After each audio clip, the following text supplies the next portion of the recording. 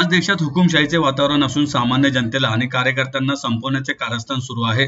सध्याचे सत्ताधारी सरकार निष्ठावंत कार्यकर्ता ही जमातच नष्ट करण्याचे आणि त्यांना संपवण्याचे काम करत आहे. अशा काळात केवळ चिमटे काढून चालणार नाही, तर थेट हल्ला करण्याची गरज आहे. या देशाला आज चिमट्यांची नव्हे तर थेट आणि रोखठोक हल्ल्यांचीच गरज आहे, असे परखड मत शिवसेना उद्धव बाळासाहेब ठाकरे पक्षाचे नेते व खासदार संजय राऊत यांनी व्यक्त केलंय. कैलासवासी धनंजय थोरात प्रतिष्ठानतर्फे दिला जाणारा यंदाचा कैलासवासी धनंजय थोरात आदर्श कार्यकर्ता पुरस्कार सामाजिक कार्यकर्ते नामदेव भोसले, मुस्ताक पटेल आणि ज्येष्ठ संगीतकार सलील कुलकर्णी यांना खासदार राऊत यांच्या हस्ते प्रदान करण्यात आला. त्यावेळी ते बोलत होते. सलील कुलकर्णी यांच्या वतीने त्यांच्या मातोश्री रेखा कुलकर्णी यांनी पुरस्कार स्वीकारला. संजय राऊत यांच्या हस्ते धनंजय थोरात यांच्या कुटुंबातील अथर्व थोरात यांचा गौरव करण्यात आला. या प्रसंगी सीआयडीचे निवृत्त अप्पर महासंचालक अशोक धिवरे प्रमुख पाहुणे म्हणून उपस्थित होते.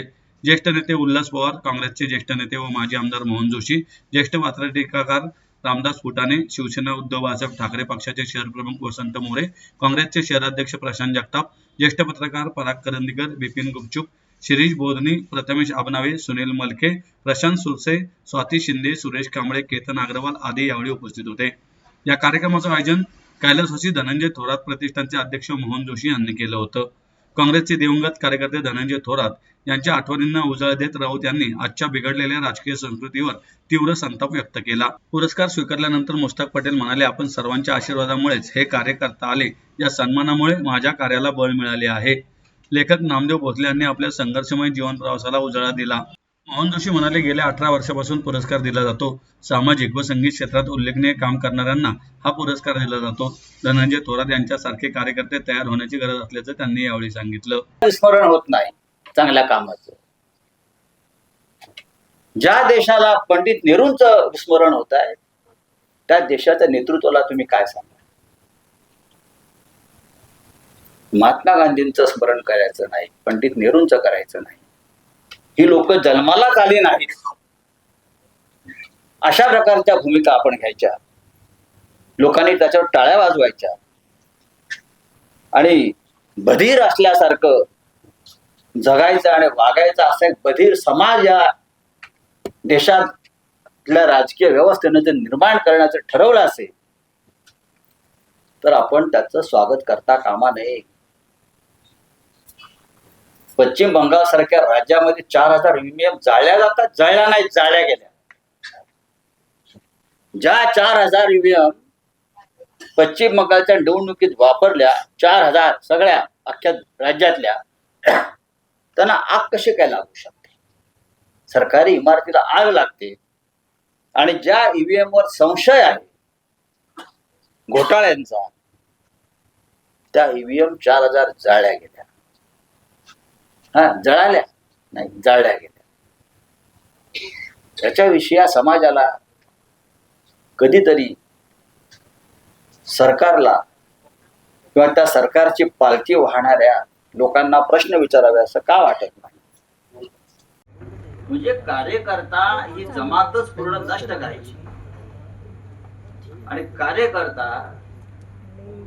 कार्यकर्त्याला बाजारातल्या मालाचा भाव द्यायचा. म्हणजे बाकी कुठे हमी भाव नाही, पण आमदार, खासदार, कार्यकर्ता, पदाधिकाऱ्याला हमी भाव निश्चित आहे. बाकी कुठे तुम्ही शेतमालाला हमी भाव मागा, कापसाला मागा, उसाला मागा, कोणी देणार? पण आपल्याकडे सध्याच्या राजकारणामध्ये हमी भाव पक्का आहे. निवडून आलेल्या लोकांना हमी भाव ठरलाय, आकडा आहे. तुम्हाला या हमी भावानं आम्ही तुम्हाला विकत घेऊ. तुम्ही या, नाही आलात तुम्ही आमच्या बरोबर तर गेला. संजय राऊत गेला तुरुंगात, आम्ही गेलो तुरुंगात.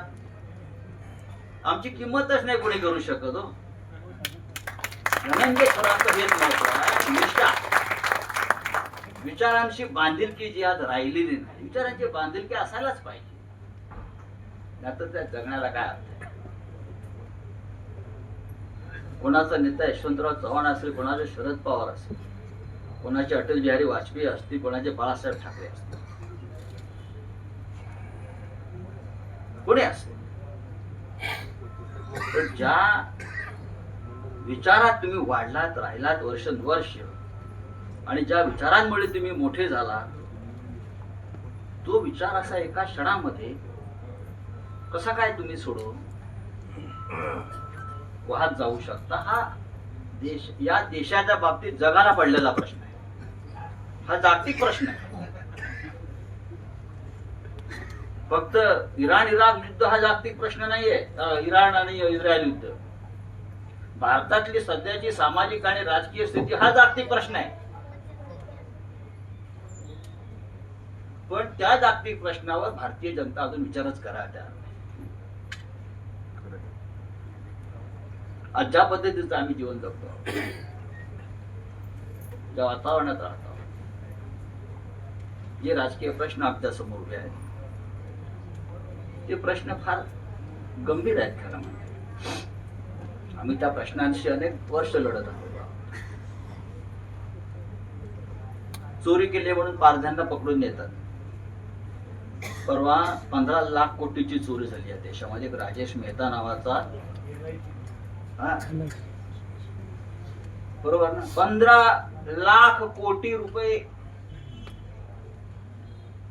तो काय पारधी आहे?